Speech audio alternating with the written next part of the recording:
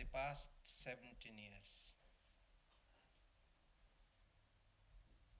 And of course,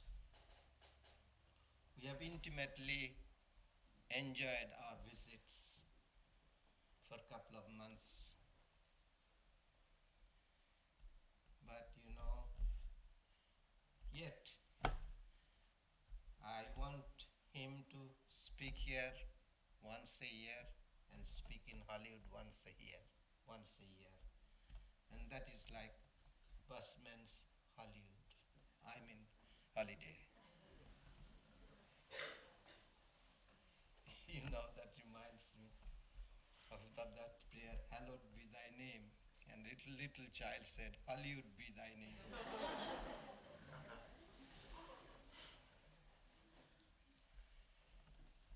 Now,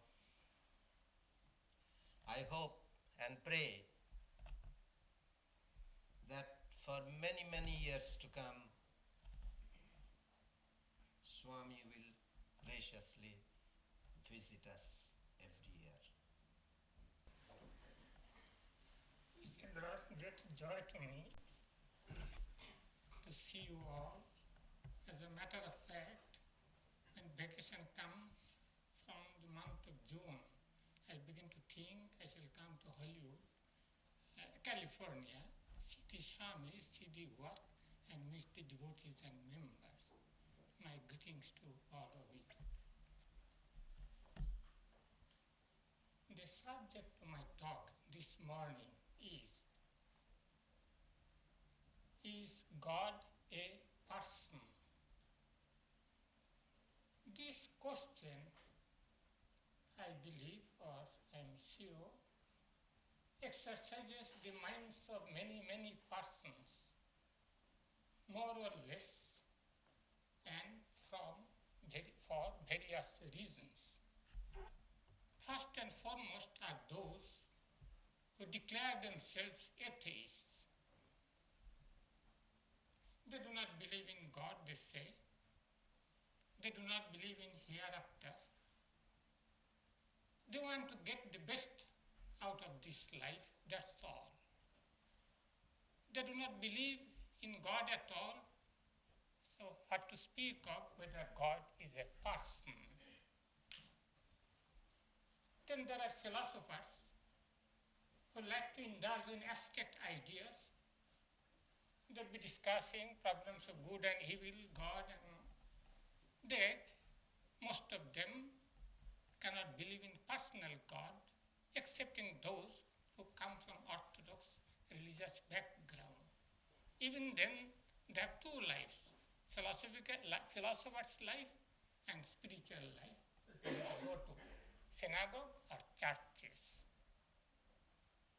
There are some persons who have heart-hearted belief in God. They think God will answer their prayers, pray to them, pray to God.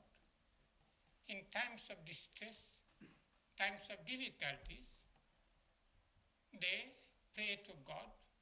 Sometimes they pray pathetically. But always answers do not come according to their desires. They are disappointed. Then the thought arises in them, is God a person? Does God hear our prayers? Is it really a fact? God is like a father to us? God is like a mother? Or God is like a ruler? Or God is like a master, we are his servants? They are disappointed because they do not answer their prayers and they have to suffer. There are some persons who pray to God for worldly success in this and that affairs. Always they do not get what they want. They become disillusioned. There is no God. God does not exist. Then there are some persons who genuinely want to know whether God is really like one who is our beloved, who takes care of us, who thinks for us. They do not come, they cannot come that way into definite conclusions. They cannot come to definite conclusions. And naturally, doubt arises. Does God exist?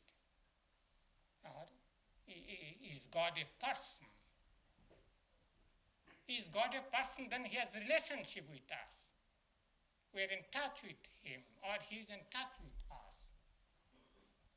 But they cannot come to the conclusion definitely that God is a person. They live with the doubts. They live with conflicts. As soon as you say that you believe in the existence of God, many questions crop up all of a sudden. If does God exist, why did he create this universe?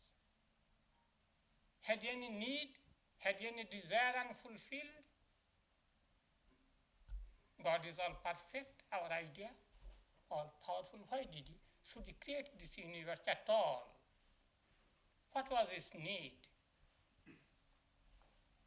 Answer cannot be given very clearly. If he created this universe at all,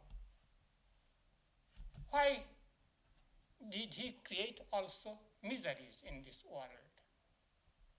Could he not make it all good? Our life would have been smooth sailing. It would be enjoyable.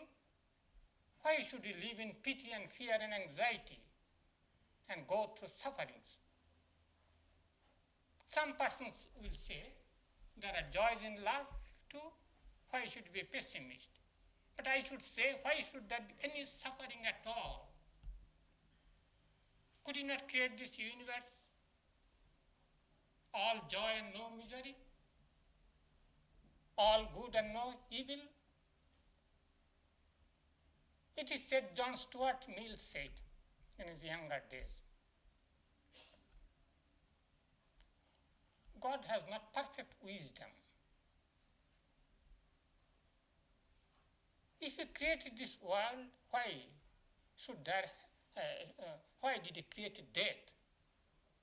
And even if there was death, there is death, could he not prepare, or could he not create this world in such a way there will be peaceful death and no misery?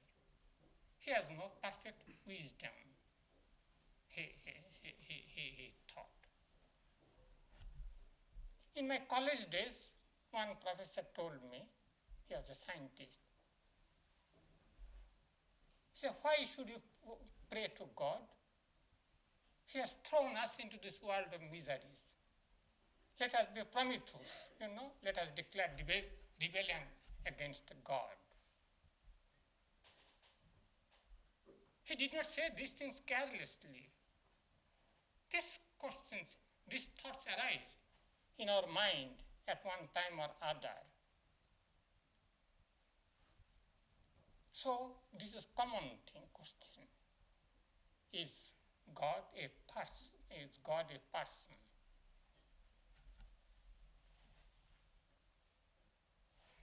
Those who do not believe in God, in the existence of God, they also must come to some conclusion. What is the ultimate reality? What is the power behind this universe? What is the source of creation? Scientists who are supposed may not believe in God as far as their scientific works are concerned, they will say the reality behind this universe is energy, is power, is force, some abstract idea. They are perfectly satisfied. If you say there is energy behind this universe, all right. But what is that energy? We do not know. But in any case, they are satisfied with that idea. Philosophers will say behind this universe, the reality is truth, wisdom, or something absolute. We live in a relative world, so there is the absolute. They become satisfied as far as their intellect is concerned. It is doubtful whether this satisfaction gives satisfaction as regards the solution of the problems of life. It is simply an intellectual thing. Poet who sees many beautiful things, natural scenery, God's good things, in life also there are love, so many things. So he will say, the poets will say, God is beauty. Yes, it might satisfy their intellect, but does it satisfy them? Does it give them solution? Do they give them solution to face the problems of life? That is the important thing. Vedanta approaches this problem from another standpoint. Vedanta says, behind this universe there is oneness. Vedanta comes to this conclusion rationally. We have these human beings, let us say. In us there is something material, and surely there is something non-material. When life breath goes there, something goes. The body remains, the eyes remain, but we cannot see. The body does not function. There is something immaterial within us. There is no doubt about it. And this universe we find, everything changes. All things are changing. We do not perceive changes unless there is something changeless. So in this universe, where everything is evanescent, there must be something which does not change. This is quite logical. In this universe, everything is subject to laws of causation, terrible thing. No one can escape, even in the physical world. Laws of causation are powerful. None can change them. But when you say the laws of causation, it presupposes there is something beyond those laws. When you talk of finite things, that presupposes there is something infinite. So the very fact that we perceive there are laws of causation, there is something beyond these laws of causation. Simple thing. How should these laws of causation function? And if there is something beyond the laws of causation, beyond time, space, and causation. When you say time, there comes the conception of timelessness. When you say time, time had its birth from human standpoint. Then there must be something beyond space. Space is a human conception.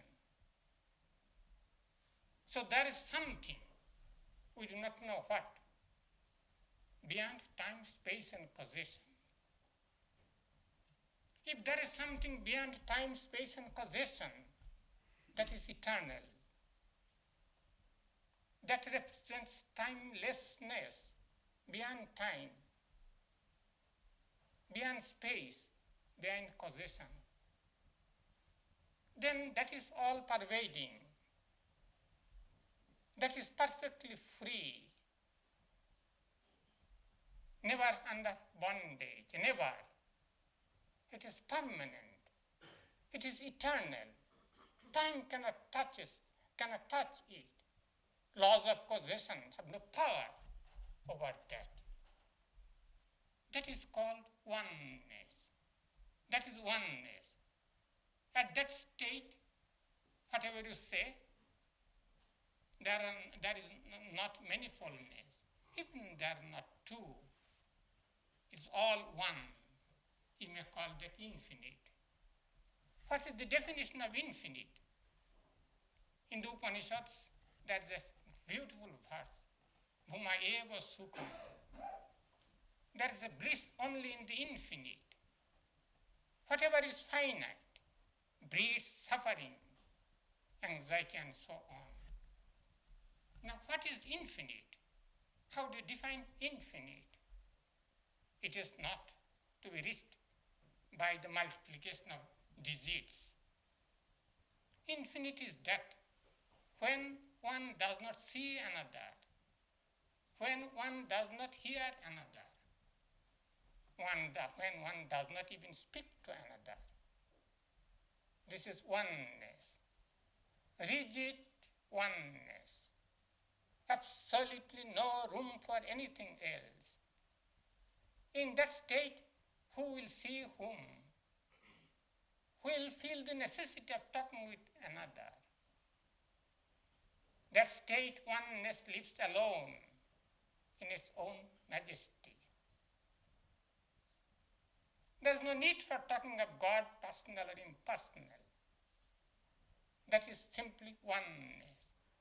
It is perfectly logical, so logical that it is frightening for ordinary persons. But they say it is all bliss. It is bliss, all bliss for the simple reason.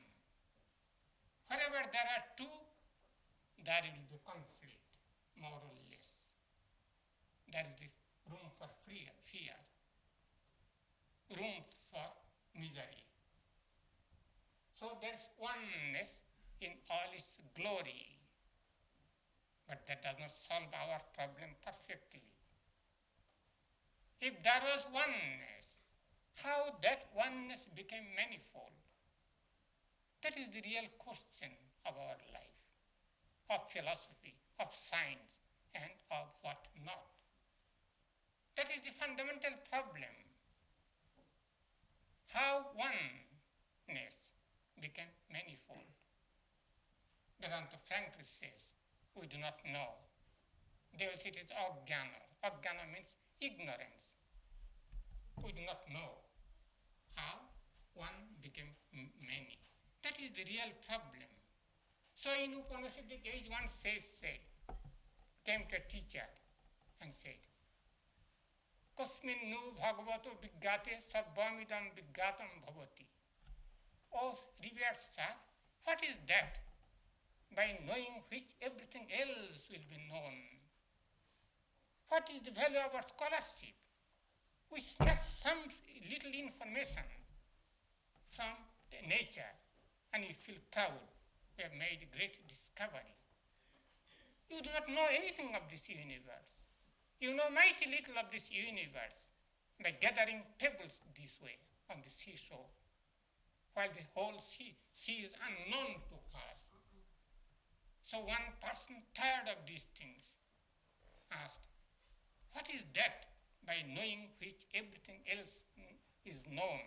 That means how to reach the oneness behind this manifoldness. Now how to reach that state? What can you do? Logical thing will be to deny everything which is evanescent by saying not this, not this. What you see, it changes. So it is not this oneness. One should try to reject everything that way. One should be bold, one should be strong. This way, one is supposed to reach this oneness. It is perfectly rational attitude.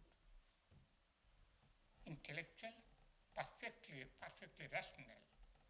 In that way, there is likelihood of reaching the oneness, ultimate reality. But a rational attitude is not the only attitude. Intellectual attitude, intellectual approach is not the only approach.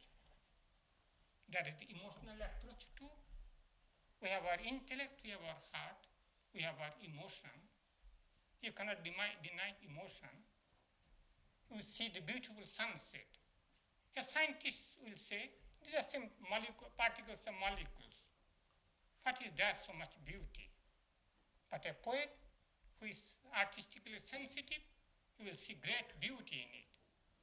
He sees these things with his emotion. You cannot deny that. Sometimes emotion, or more often, emotion is more powerful than intellect, than reason. Reason becomes subservient to emotion. We strongly feel a thing, and then reason, we find out reasons. Reasons, like a dog follows emotion. We begin to find reasons to justify our emotion.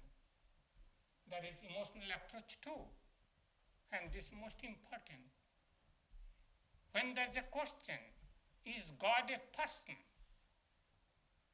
One has to answer. Why people thought of God? Why or how people begin to think of God? It is a sheer necessity of life. Nobody would have think of God,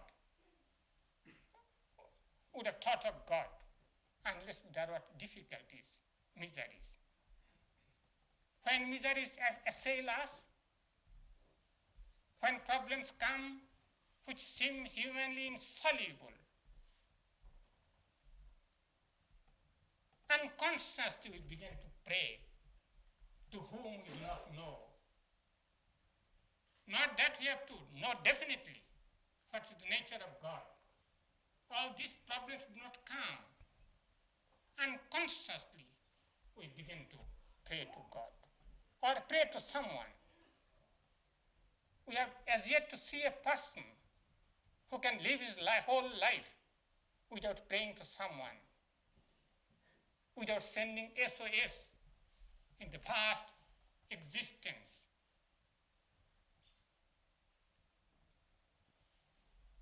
People say their prayers, send their prayers in times of difficulties, in times of death, approaching death. Not personal death, death of relations, friends, which surely you have to experience in life. Death, disease, and so on. So as a sheer necessity, we send our prayers. Sending SOS, but SOS finds response in certain cases. Surely some persons find answers to their prayers. Otherwise, things would not go so long. Even now, people pray to God in this age of science, age of reason, and so on. People would have learned their lessons. No use praying. People pray. And prayers are answered in certain cases. In certain cases, prayers are answered. In that way, began belief in a personal God. When reason is found wanting, to our great dismay and peril, we begin to pray. Even a strong man like Swami Vivekananda, when he passed through spiritual crisis, he said to one of his friends, college friends, he approached his college friend discussing things, his problems, and the professor, his friend, asked him to think of universal reason and so on. For a time being, he was satisfied. But problems are not solved that way. When the problems became more turbulent, he said, cold, bloodless reason cannot give us any help in times of trials and temptations and tribulations. At that time, we want a flesh and blood reality, a concrete complete existence. Then we want a personal God. God no more, simply as intellectual idea, scientific conception. We know or may not know. We may or may not prove by logic. We want a flesh and blood reality who can uplift us, who can save us. Buddha did not talk of God. Buddha's first disciples began to pray to God, to Buddha. Buddha became the substitute for God, a personal God. Sariputta, I was so amused. Sariputta said, this is the tradition. He sat for meditation. When the mind began to give trouble, as it is bound to give even to the tallest of us, what could he do? Nothing to turn to, nowhere to turn to. He began to pray to Buddha. Even the first disciples of Buddha would be saying, Buddham saranam gacchami. We take refuge in Buddha. Simply mere a substitute for God, a personal God. If you study the history of religion, many saints got their realization through their prayers, praying to personal God. Many did. I do not say all. Buddha did not approach to personal God. He had his enlightenment in a different way.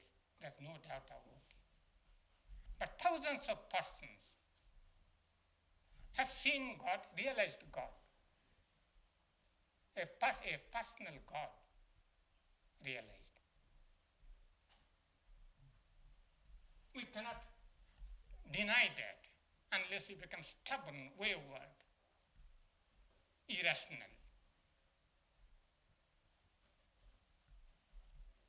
Now, how to reconcile these two positions?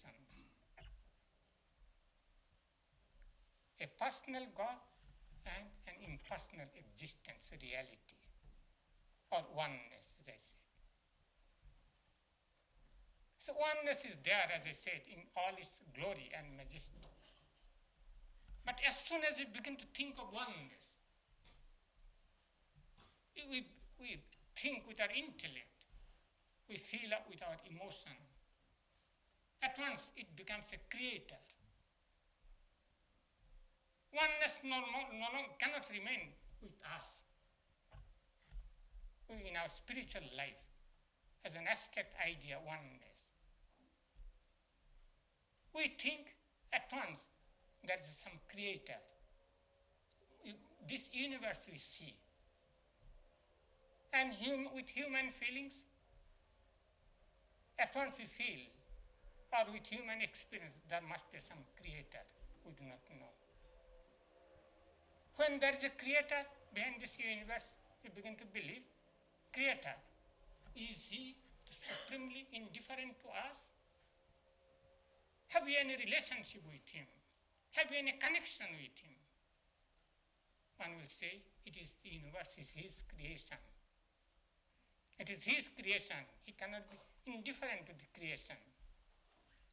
We feel that it is not matter of ruler and the ruled. God is ruler and we are ruled. God is a master, we are abject subjects, docile subjects. No, there is the human relationship. We begin to feel, or logically even we think, that he will not be indifferent to us. So God becomes a father, or God becomes a mother, God becomes a friend, not only one relationship, only father, mother, friend, and whatnot. So, idea of God is the reading of the impersonal God, the reading of the oneness with our intellect and emotion. If we are to think of the ultimate reality, then all these things come in. personal God is simply the reading of the impersonal God through our intellect and emotion. So long as we think we are body, so long as we know that we are mind, so long as we have this physical body and mind, God also will be personal for all practical purposes. We are body, we think of our Creator. There should be personal God, so long as that is body and mind idea.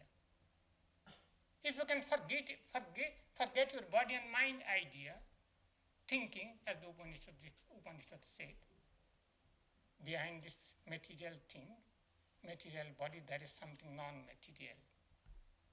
If you can reach that state, and if you think, then you may not think of personal God. But as long as we have this body idea, and as long as we are swayed by the different vagaries of mind, God also with us will be a personal God,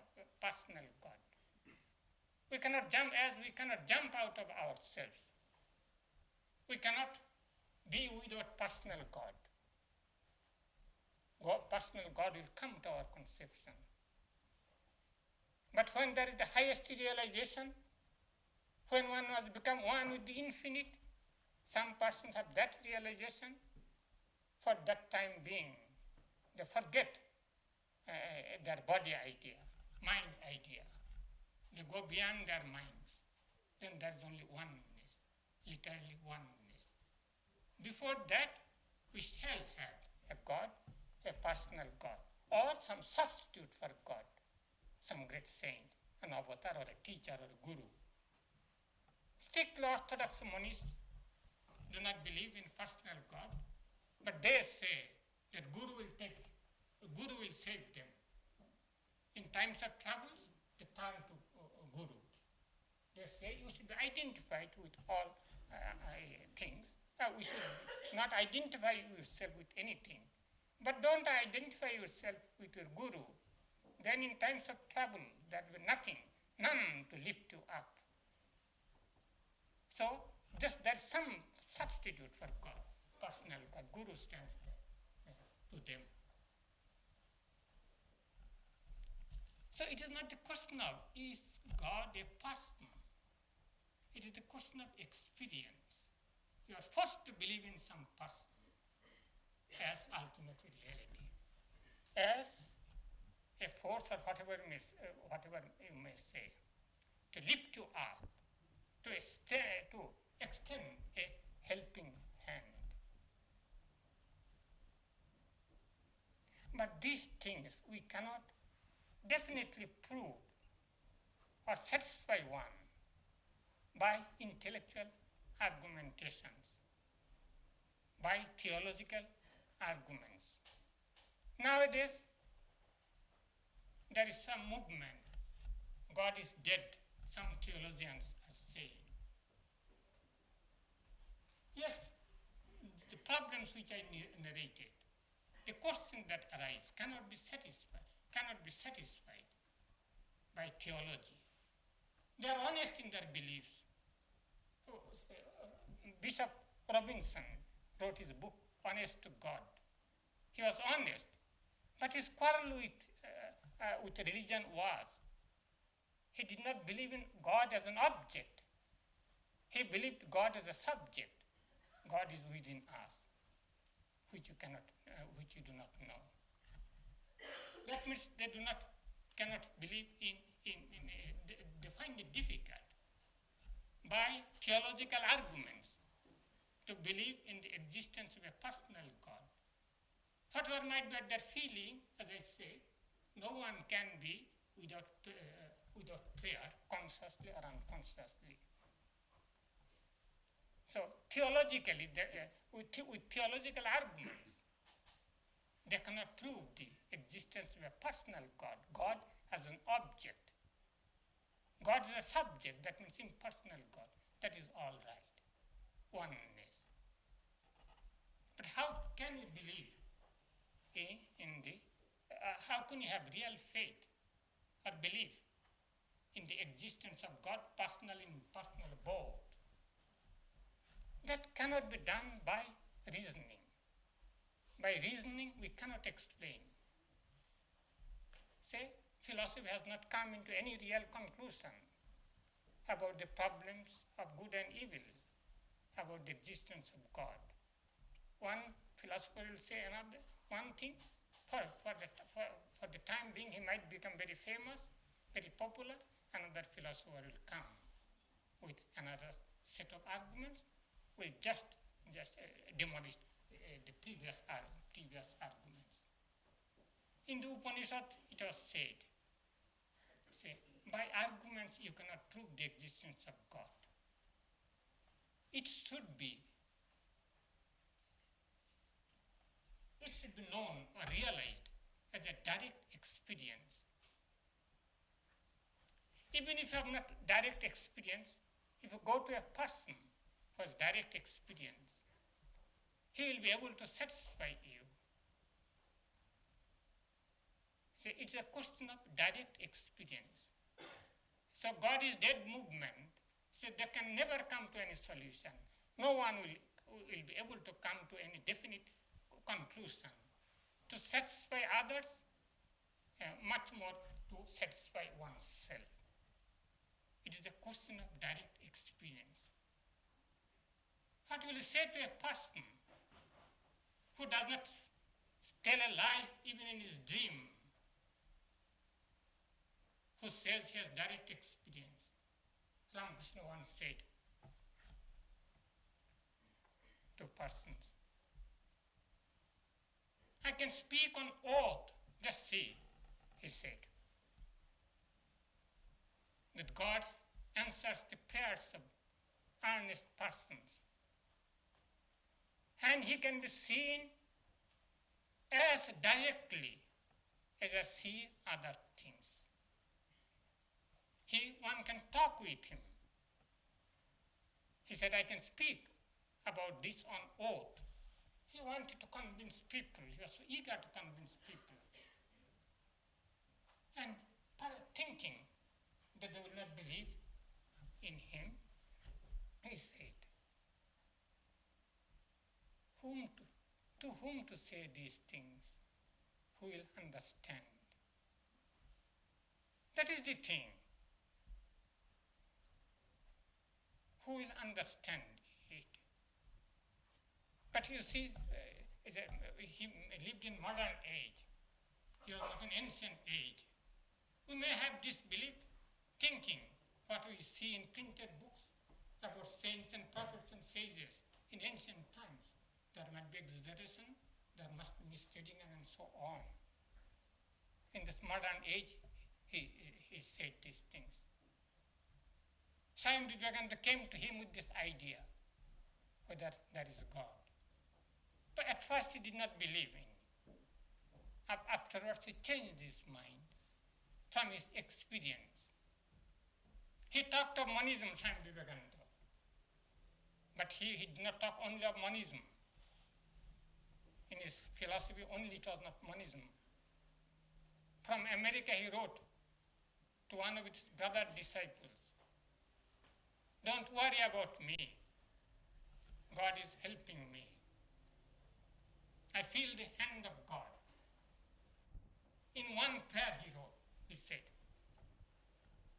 in the course of the letter he said, Shankaracharya's prayer. I think so. He said, in times of mental conflict, in times of depression, when I pass through the fiery ordeal of life, when I am in hostile surroundings, it is thou, O Divine Mother, it is thou who protectest me.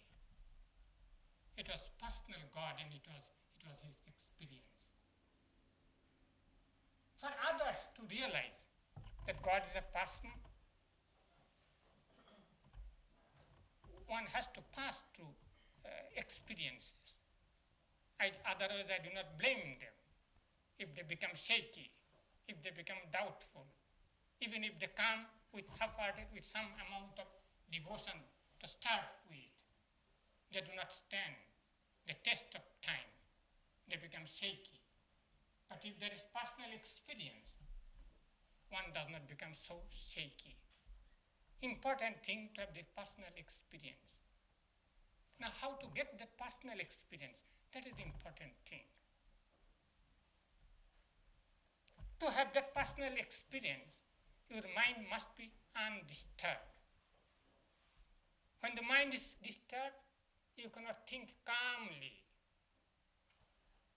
When the surface of the ocean is disturbed lashed by wind, there are ripples, waves, sometimes mountain-high waves. So also with our lives, with our minds. Mind is constantly disturbed. Disturbed by, unless the mind is tranquil, perfectly tranquil, the truth is not revealed unto us. How is mind disturbed? Mind is disturbed by our worldly interests, by our love for money, property, power, name and fame, disturbed by our feelings of hatred, greed, ambition, pride, jealousy, and so on. The mind is constantly being disturbed that way. You cannot have truth that way. You cannot get the highest truth that way. The truth that will be the solution of all your problems. Mind must be made calm. Ramakrishna once said that yes, God can be realized, but for that spiritual practice is necessary. Unless spiritual practice is necessary, your mind does not become calm, and therefore you cannot get even in the glimpse of reality. You find it difficult to believe in the existence of God. It is said in one of the Upanishads, one who has not refrained from wicked deeds, wrong deeds, one who has no mental discipline, one who has no control over his mind, one who is a victim, who is greedy for, hungry for occult and psychic experiences. Such a person cannot realize the highest truth. Such a person cannot make any spiritual progress. But what happens in our spirit, in our life, whole life? At first, persons are busy with material comforts. They live in the physical plane, physical level. Then some persons are tired of ordinary enjoyments. They seek something higher. Then they live on thought plane. Thought plane, they try to find comfort in intellectual pursuits, artistic works, or cultivation of ethical virtues. Their mind has been loosened from gross material comforts and enjoyments and aspirations. Their aspirations are of a finer level.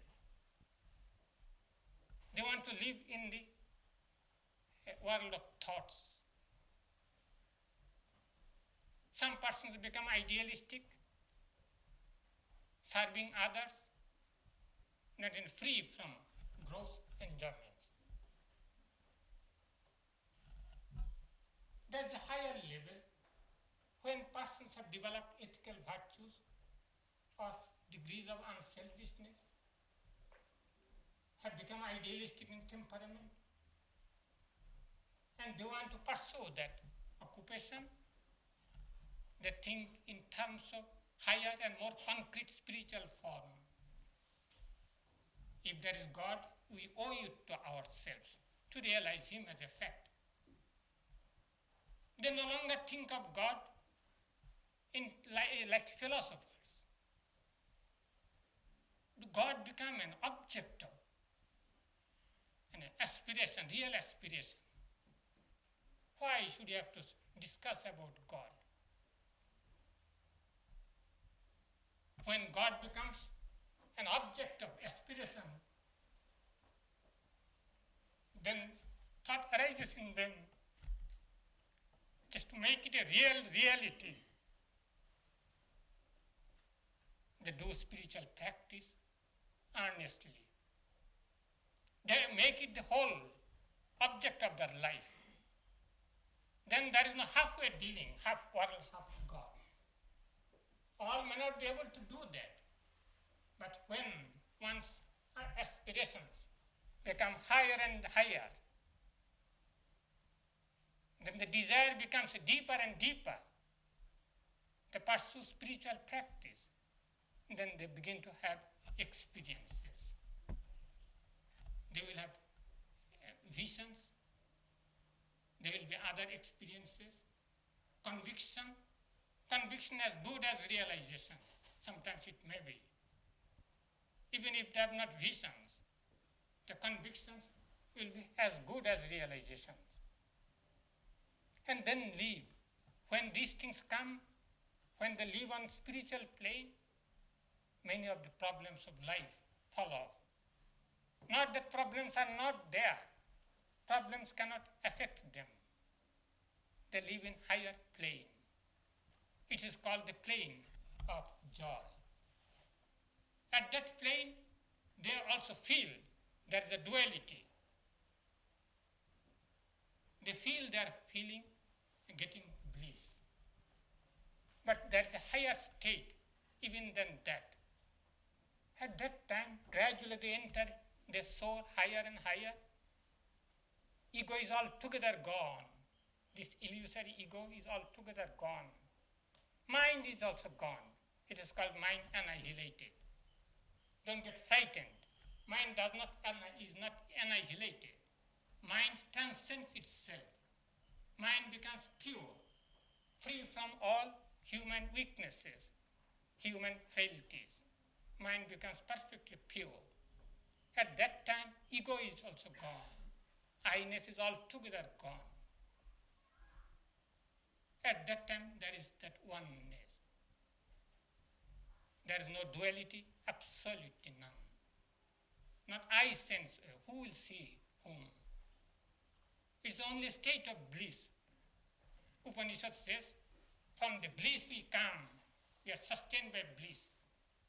And to bliss we enter at an ultimate state.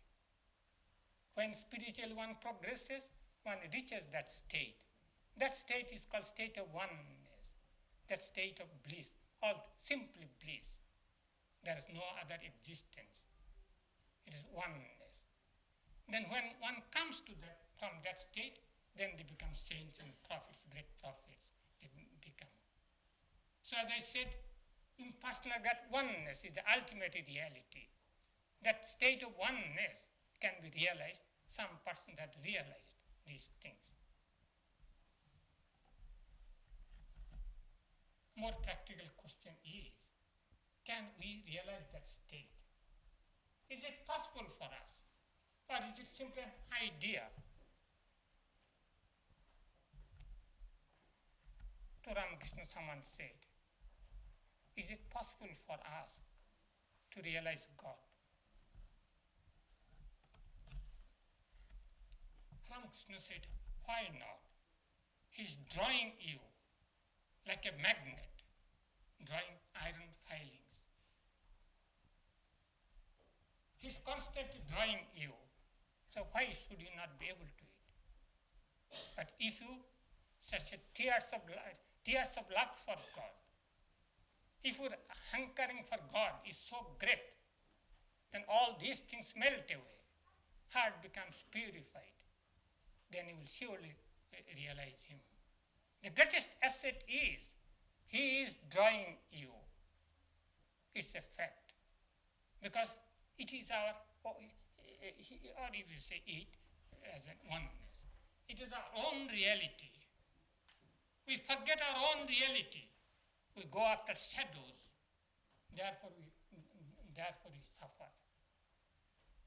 There's a passage in the Upanishads, Swami Vivekananda translated, he was very fond of that quotation. He says, in this world of evanescence, one who finds him who never changes. In this world of death, one who finds him who is life itself. In this world of manifoldness, one who finds oneness. And to those who realize oneness in his heart of hearts, to these persons belong peace, eternal peace, and to none else, and to none else. So that state can be realized, and that is the object of our aspirations. In that case, only we are secure. And if we have the right aspirations, there is no reason, there is no logic. Why should we not be able to reach that state? It is our real nature. Only we have to call up someone of faith. We have to discriminate. We have to think about real nature. What is spiritual practice? Spiritual practice is constant recollectedness, unceasing prayer. What is prayer? Prayer means the spiritual aspirations. Unceasing prayer, constant recollectedness, meditation, worship, or unselfish work. These things are necessary, not simply speculating. Sitting on the seashore, you cannot get the pearls. Only mad people will think that sitting on the seashore, one can learn swimming, one get the pearls from the depth of the sea. We have to strive, we have to launch into, or we have to start into spiritual practice. And once we are on the way, it might be a question of time, but when you are on the way, you are sure to get it, reach it. It is a question of time. Time also, we cannot measure. It might be quick. We do not go by the regular speed of 20 miles an hour. Sometimes it will be 2,000 miles. It might be more than that. When you make progress, then it becomes quick at once as the grace of God comes. So that is the only way to find out the answer to the question, is God a person? Until we reach that state, we shall see. We see clearly if we are unprejudiced. So many persons said from their personal experiences, and they will say that you can do likewise. They will inevitably say that you can do likewise. They would not say that we are higher than you.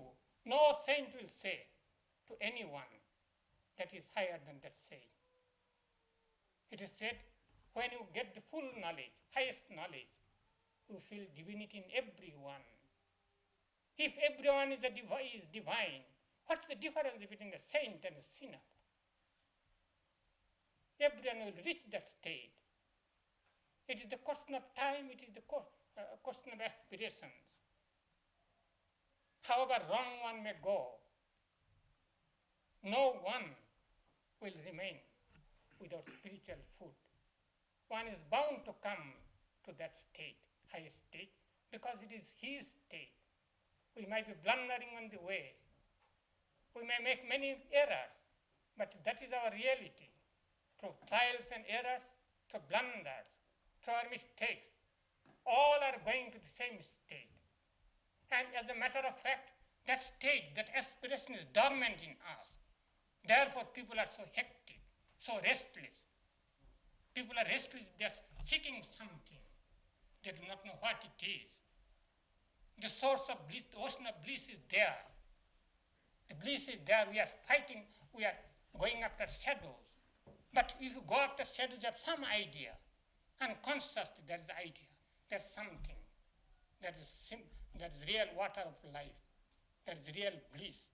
So through all our mistakes, through all our trials, we are seeking that bliss, state of bliss, because it is our own nature. Upanishad says that the unreal reality is bliss itself. A fraction of that bliss is luring the whole world like a magic music, luring the whole world to great activities. People do not know what they're doing. But one day one will reach the highest state. But religion means squeezing thousands of lives into one life. Religion says, why should I have to wait for thousands of lives? If there be possible, there is possibility, we must have it right and now and here, not wait for hereafter. As I have been listening to this wonderful talk, there is nothing much to say after that, but only what I was reminded of as I was listening to his talk. I'll say a few words.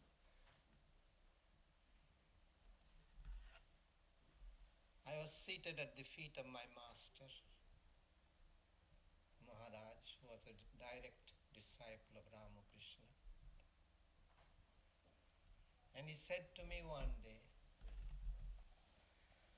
that most of the time I see God playing in so many masks. So who is there to teach whom? How can God teach God? Then again he said that I do not stay in that plane. I come down in order that I can help you. So they make a great sacrifice in order that they can come down and teach us the way to find God. And another point, as I sat at his feet, and every disciple will tell you that, he made us feel that God is so easy to experience, so easy to realize, as if we have, it is like a fruit we have in the palm of our hand. And on behalf of all of you, I wish to thank our beloved brother for this wonderful talk that he has given to us. Om Asato Ma Sadgamaya Tamaso Ma Jyotirgamaya Mrittor Ma Amritangamaya Abir Maiti Rudrajate Dakshinam Mukham Te Namang Pahi Nityam. Om. Lead us from the unreal to the real.